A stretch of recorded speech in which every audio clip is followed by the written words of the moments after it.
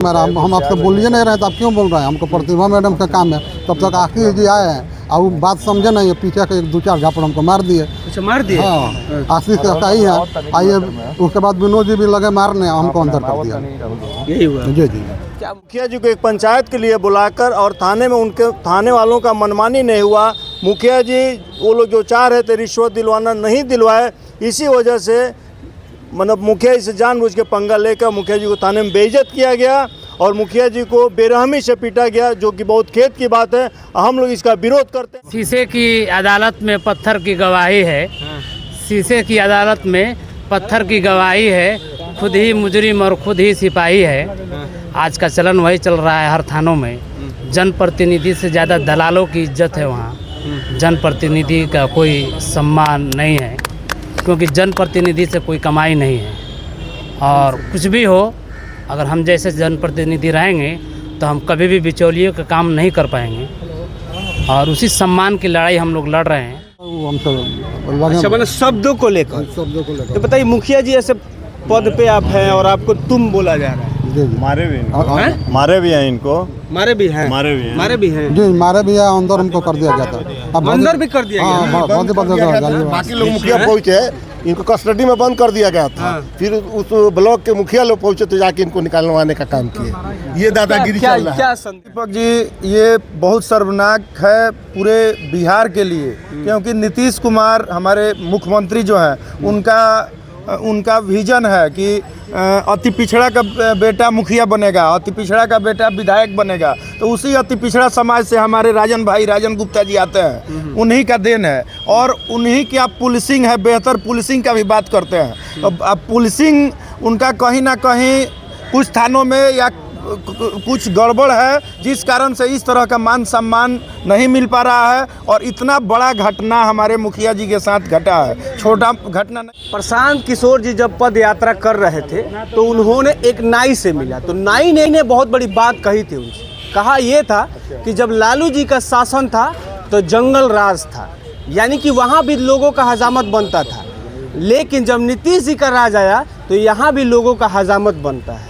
ये बात उन्होंने कहा तो उन्होंने अफसरशाही हो गया। एक तस्वीरें आपने देखी होगी बहुत दिन पहले, जो मोतिहारी जिला से उभर के सामने आई थी, जिसमें देखा यह गया था कि एक आर्मी जवान को जो है एक पुलिस वाले दौड़ा के मार रहे थे। यहाँ गोपालगंज से एक ऐसा ही मामला सामने आया है, जो कि जनता से चुने हुए प्रतिनिधि यानी मुखिया जी जो दूसरे का पैरवी करने के लिए थाने में जाते हैं, उनके साथ भी इस तरह का व्यवहार किया जाता है। ये बात हम नहीं कह रहे हैं, ये लोग कहेंगे। ये लोग आए थे एसपी साहब से मिलने के लिए। हालांकि गोपालगंज के एसपी साहब बहुत ईमानदार है और अपना जो काम है पूरा बहाली भांति वो करते हैं। जो भी दोषी है उन पर कार्रवाई वो तुरंत करते हैं। जानते हैं पूरा मामला क्या है। क्या नाम है? मेरा नाम राजन गुप्ता होगा। मैं मछागल अचराम का मुखिया हूँ। हमको 27/2/2024 को प्रतिभा मैडम द्वारा बुलाया गया एक लड़का का पैरवी के लिए, संतोष पांडे जिस लड़का का नाम है। हम वहाँ पहुँचे तो मैडम बुलाया गया जो संतोष पांडे कहाँ है। हमने बोला भाई संतोष पांडे के बारे में हम नहीं जानते हैं, आपको क्या करना है? तो बोली गिरफ्तारी करना है। हम बोला भाई गिरफ्तारी करना है तो आप जाकर गिरफ्तारी कीजिए। तो तब तक उसके बगल में विनोद जी बैठे हुए थे। विनोद जी बोले जो तुम, विनोद जी कौन है? विनोद जी एसआई है। वो बोले जो भाई तुम क्यों नहीं लाया है उसको? तो हम बोले तुम क्यों बोले? इसी पर लेकर वो हमसे अच्छा, मतलब शब्दों को लेकर तो बताइए, मुखिया जी ऐसे पद पे आप हैं और आपको तुम बोला जा रहा है।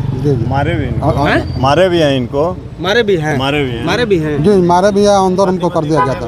अब अंदर भी कर दिया गया? बाकी लोग मुखिया पहुँचे, इनको कस्टडी में बंद कर दिया गया था। फिर उस ब्लॉक के मुखिया लोग पहुँचे तो जाके इनको निकालवाने का काम किए। ये दादागिरी चल रहा है। क्या संदेश, मतलब क्या आप मुखिया पर ये जिला? देखिए दीपक जी, ये बहुत शर्मनाक है पूरे बिहार के लिए, क्योंकि नीतीश कुमार हमारे मुख्यमंत्री जो हैं, उनका विजन है कि अति पिछड़ा का बेटा मुखिया बनेगा, अति पिछड़ा का बेटा विधायक बनेगा। तो उसी अति पिछड़ा समाज से हमारे राजन गुप्ता जी आते हैं। उन्हीं का देन है और उन्हीं की आप पुलिसिंग है, बेहतर पुलिसिंग का भी बात करते हैं। अब पुलिसिंग उनका कहीं ना कहीं कुछ थानों में या कुछ गड़बड़ है, जिस कारण से इस तरह का मान सम्मान नहीं मिल पा रहा है। और इतना बड़ा घटना हमारे मुखिया जी के साथ घटा है, छोटा घटना नहीं है। हम लोगों ने इसको इस मामले में जानकारी हुआ, उसके बाद इनके आवास पे गए। आवास से एसपी साहब से समय लिया गया।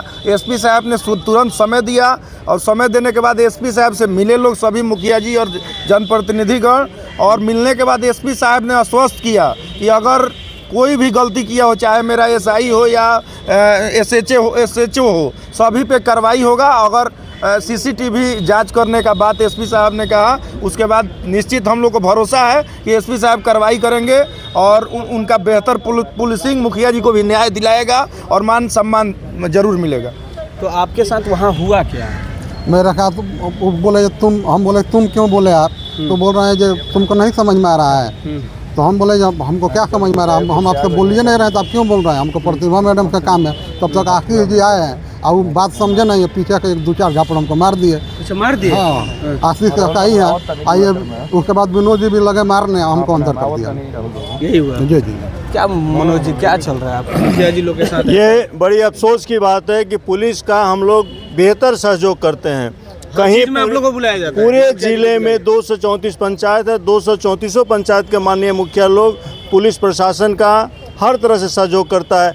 लेकिन वही थाना मुखिया जी को एक पंचायत के लिए बुलाकर और थाने में उनके थाने वालों का मनमानी नहीं हुआ। मुखिया जी वो लोग जो चाह रहे थे रिश्वत दिलवाना, नहीं दिलवाए।